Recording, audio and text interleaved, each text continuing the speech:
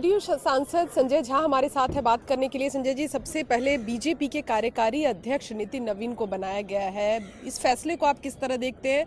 सबसे यंगेस्ट कार्यकारी अध्यक्ष के तौर पर उनकी नियुक्ति हुई है। बीजेपी में तो ये हम लोगों ने देखा है कि हमेशा जो नया जनरेशन है उसको लोग धीरे धीरे प्रमोट करके और फिर लीडरशिप चेंज होता है। यहाँ तो बीजेपी में तो कोई परिवार वाली पार्टी तो है नहीं कि उसी परिवार से लीनिएज है, उसी परिवार से किसी को आना है।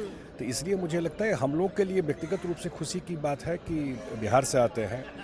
बिहार में 45 साल के हैं, बिहार में 5 बार विधायक भी रहे, इम्पोर्टेंट मंत्री अभी भी हैं और हम लोगों ने संगठन में उनको देखा है क्लोजली काम करते हुए। इस चुनाव में भी जो बिहार का भी असेंबली इलेक्शन हुआ है, अपना चुनाव तो लड़ ही रहे थे लेकिन हम लोग क्लोजली काम कर रहे थे, पूरे अलायंस को इकट्ठा करके और पूरे कैंपेन को चलाना उसमें बहुत महत्वपूर्ण रोल रहा है। चुनाव से पहले भी जो हम लोगों का यात्रा वगैरह पार्टी एनडीए का हो रहा था उसमें भी उनका महत्वपूर्ण रोल रहा है।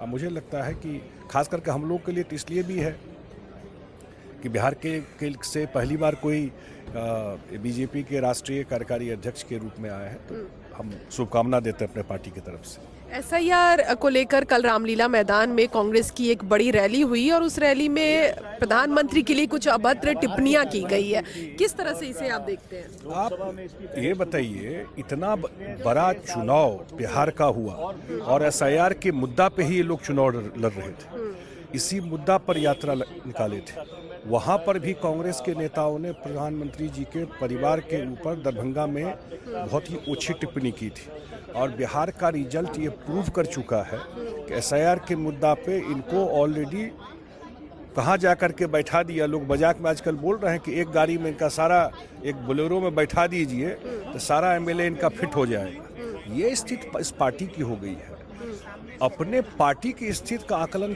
किए बिना कि कहाँ गड़बड़ी है और जिस तरह की भाषा का प्रयोग कर रहा है, ईवीएम बंद कराना चाहते हैं।